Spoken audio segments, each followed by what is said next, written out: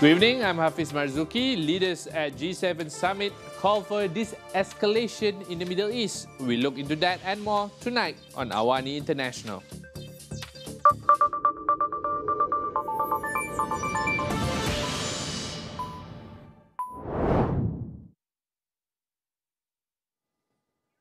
The leaders of G7 nations have called for a de-escalation of hostilities in the Middle East, including a ceasefire in Gaza. However, they did not call for a similar ceasefire between Israel and Iran, saying Tel Aviv had a right to defend itself and that Iran was a source of terror that should not have a nuclear weapon. In a joint statement that was also signed by US President Donald Trump, the G7 leaders reiterated their support for the security of Israel. The statement also pointed to Iran as a principal source of regional instability. The ongoing conflict between Iran and Israel has heightened tensions across the region, already on edge since Israel launched its military offensive in Gaza in October 2023.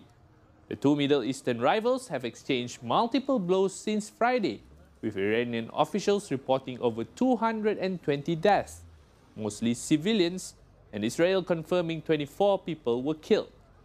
Iran has insisted it is not seeking nuclear weapons, saying it had the right to develop nuclear energy for peaceful purposes. Israel, meanwhile, is widely believed to be the only nuclear-armed country in the Middle East.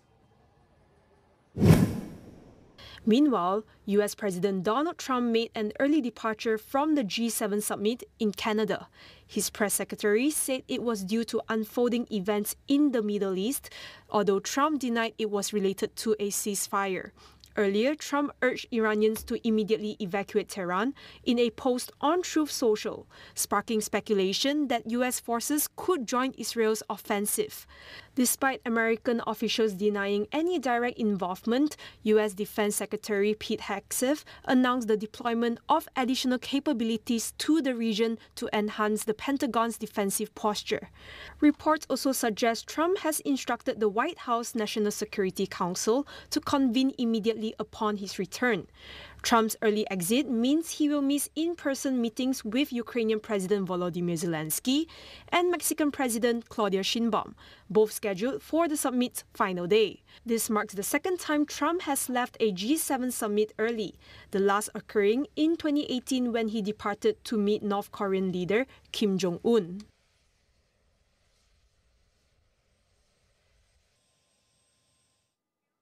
Other than that, Japanese Prime Minister Shigeru Ishiba and US President Donald Trump failed to agree on a trade deal, which would have lowered or eliminated tariffs. Trump and Ishiba met for 30 minutes on the sidelines of the G7 Leaders Summit at the Kananaskis Mountain Resort in the Canadian Rockies. Speaking to reporters, after the meeting, Ishiba said we've been exploring the possibility of a deal down to the wire. However, he added that there are still points where our views remain divided.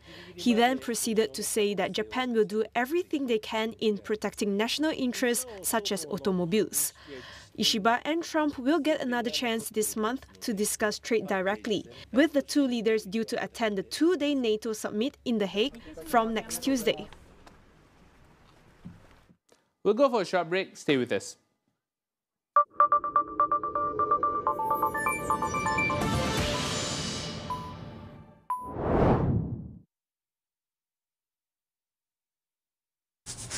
Kelimomo datang lagi? Mungkin shampoo anda tidak 100%. Mari kita lihat. Gunalah Head & Shoulders menghilangkan kelimomo sehingga 100%, membasmi kegagalan, melindungi kulit kepala sehingga 48 jam supaya kelimomo dan kegagalan tidak datang lagi. Head & Shoulders. Kini anda boleh stream pelbagai rancangan Korea terbaru di Prime Video dengan Astro tanpa charge tambahan selama 2 bulan. Oh my God. 우린 영웅이었다. 도망갈 수 있으면 갚아. K-moment yang membuat kita jatuh cinta. 내 신랑이 되어줘. Segala K-magic ada di sini. Hanya aktifkan pada Astro Box terbaru anda dan stream selama 2 bulan tanpa charge tambahan. Prime Video, terbaik dengan Astro. Heroes kembali di saluran 100. Change the world, no matter what. Menegakkan keadilan dengan cara tersendiri. Mempertahankan kebenaran.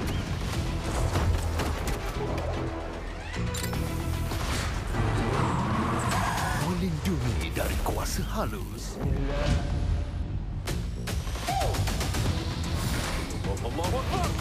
Marilah tepas petualang bangsa. Bersama kita bangkit lebih teguh. I got this. Stream semua hero kegemaran anda di saluran 100 dan Astro Go. Bila-bila masa, apa jua cara.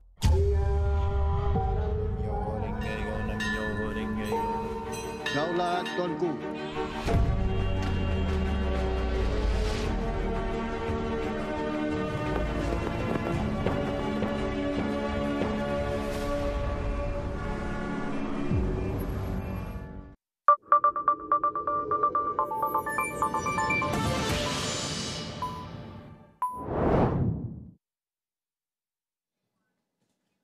Welcome back.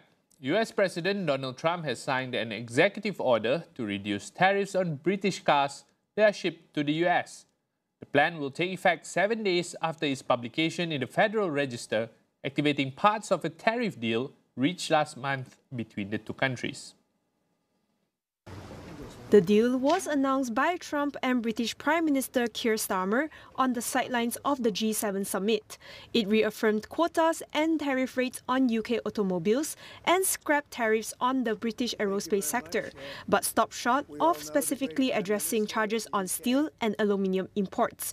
The UK government said it would continue to push for 0% tariffs on core steel products.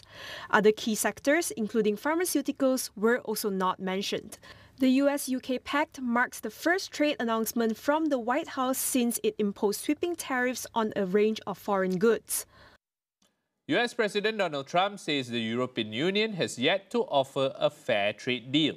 He wants Brussels to either agree to better terms or pay whatever we say they have to pay. The European Commission dismissed on Monday reports suggesting it was willing to accept a 10% blanket US tariff as speculative and insisted no deal has been reached. Brussels maintained its firm objection to what it calls unjustified and illegal US tariffs. The EU currently faces steep US tariffs, 50% on steel and aluminium, 25% on cars and parts, and 10% on most other goods. These could rise further in July after a temporary pause. Commerce Secretary Howard Lutnick earlier said the EU will likely be among the last trade deals wrapped up as Washington rushes to secure agreements with other partners. Now, in other news from the G7 summit, the UK is expected to unveil new sanctions targeting Russia alongside other Ukraine allies. However, it appears unlikely that the US will join the move after President Donald Trump suggested he was opposed to further measures. Asked if he was united with Europe on sanctions over Russia's invasion of Ukraine, Trump responded that the Europeans should do it first, adding that sanctions would cost the US a lot of money. He also said he wanted to revive stalled peace negotiations before imposing any new penalties on Moscow. Meanwhile, Downing Street said the new sanctions package would aim to maintain pressure on Russia's military-industrial complex, although details remain limited. Prime Minister Keir Starmer said in a statement that he and other G7 partners were finalizing the new measures at the summit in Alberta, which could include targeting Russia's energy revenues. The UK has already sanctioned over 2,300 individuals, entities and ships as part of sanctions against the Kremlin since 2022. New Zealand Prime Minister Christopher Luxon arrives in China today on his first official visit since taking office in late 2023. This visit aims to strengthen trade relations as well as to boost tourism and education. Luxon posted on Instagram saying it's all part of his plan to grow the economy, create more jobs and lifting wages. The visit will also cover sensitive topics like security and defense in talks with Chinese top leaders.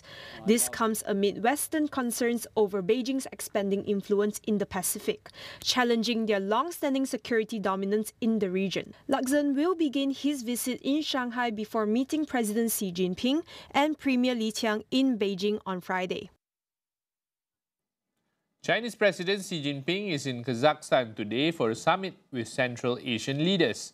This is his second visit to the region in under a year, as Beijing seeks to expand its influence amid rising US-China trade tensions and escalating global conflicts. The summit held in Astana brings together Xi and the leaders of Kazakhstan, Kyrgyzstan, Uzbekistan, Tajikistan, and Turkmenistan. It focuses on boosting trades, transport links, infrastructure, energy ties, and regional cooperation.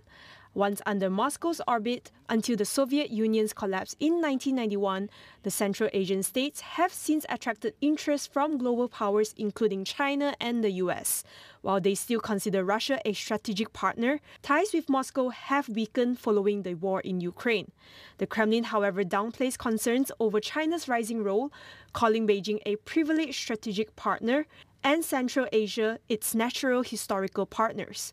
China is now Central Asia's top trading partner, with trade reaching $95 billion in 2024, according to Chinese customs.